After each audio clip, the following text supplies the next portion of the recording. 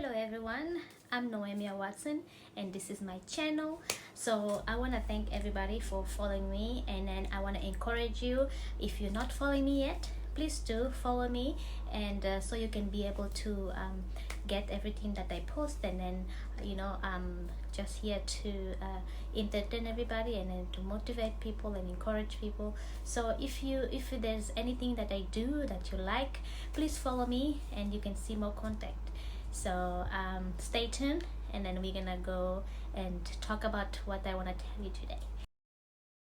Have you ever been the face, been the object of someone's hate? Like you stood all alone. Have you ever felt this way? Have you ever been betrayed, labeled words you just can't say, suffered silently, wanting to be erased? There's a reason to believe. Video, I want to talk about everything I had to do to get my immigration visa to the US, and I want to talk about how the process went, how difficult it was, and tell you that I got the visa, but it wasn't an easy process.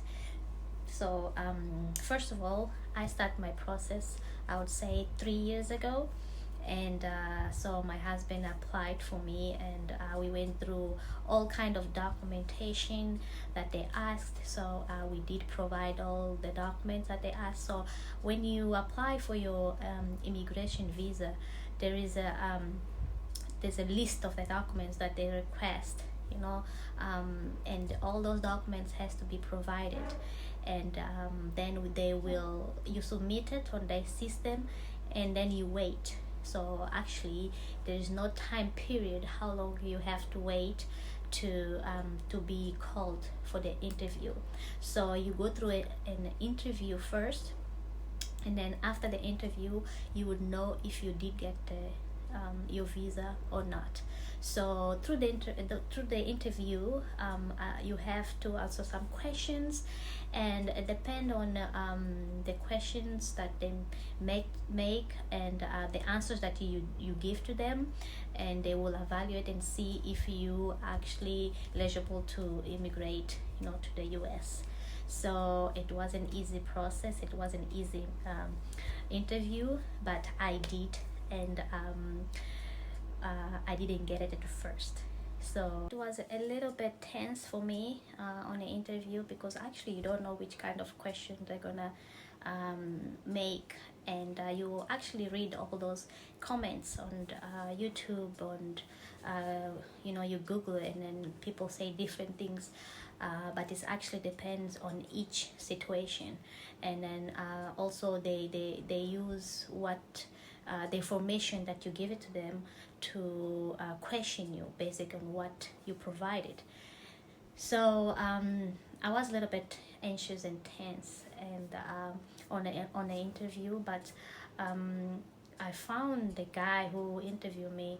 I don't know, he was really short on the questions, and he was a little bit quick on asking the questions, and I didn't feel much patient on him, on wanted to listen to me and listen to my reasons why I wanted to immigrate to the US. So I felt like I wasn't listened to, but I don't know, I think it was just the way it is.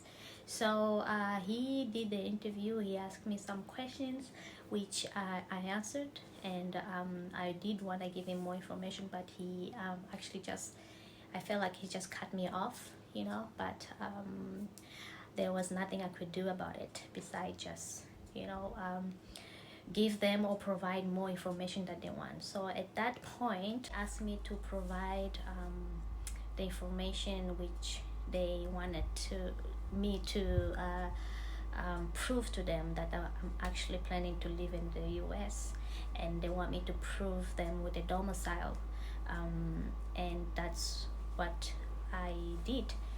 So I had to prove to them my domicile and prove that I'm gonna live there, and So the main thing for me, for my situation, which I said it depends on each situation.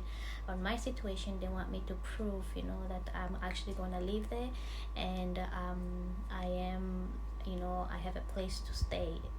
So we gather all those information that they ask, and we send it.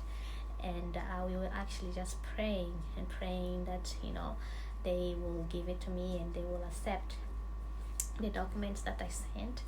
So so we did that like two or three times, I believe. We send them the domicile and stuff like that, and they didn't accept it on the first, and I think on the second time. Then on the third time, that's when we submitted, and they did accept it. And I actually feel a lot of love of my family, my friends, everybody who knows me. We were actually just praying that I get this visa and I could go and immigrate to America. So in that period, my husband and my kids, they had to go to America, so so the kids could start school, and I had to stay behind, and it was really heartbroken. I don't know, for people who have kids, and you used to spend time with your kids.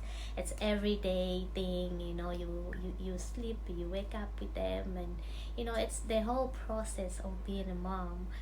It's it was just hard for me to let my kids go, even though I know that they're going to a safe place. They're going with my husband, they're gonna be there, they're gonna be okay. The grandparents are there, uncles, aunties, everybody's there. But still, it was hard for me to stay behind and let my family go.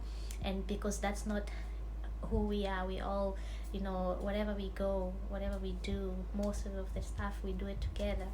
So I had to let them go last year in December, and I had to stay behind. So they left on the 23rd of December, and so I stayed all that time just waiting and praying, and everybody praying for my visa to be approved. So so we, and I've been in between, just trying to sort out the other stuff that we had to sort it out before we moved to America. And still, my heart was just so sore and missing my family. And how it is, for, like I said, for whose parents, it's, you can understand what I'm talking about. So so finally, this morning, which today is the 23rd of January, so I was just I woke up so like down and just kind of just tired of being here without my family and stuff. I actually didn't want to get off the bed, but I was just laying in a bed, and actually I woke up a long time ago. I think I woke up around 7:30, almost 8, and I just hang out on my bed and watching the movie and stuff. I didn't have much to do. So then around 12, I would say 12:30, I get the notification on my phone. And when I open my phone, I check on my email. It was the immigration office emailing to me, asking me to send my passport to the embassy. So I just jumped. I jumped off of my bed. First thing I did was calling my husband, even though the time difference is so big at that side. I think it's around 7 hours. They were still sleeping.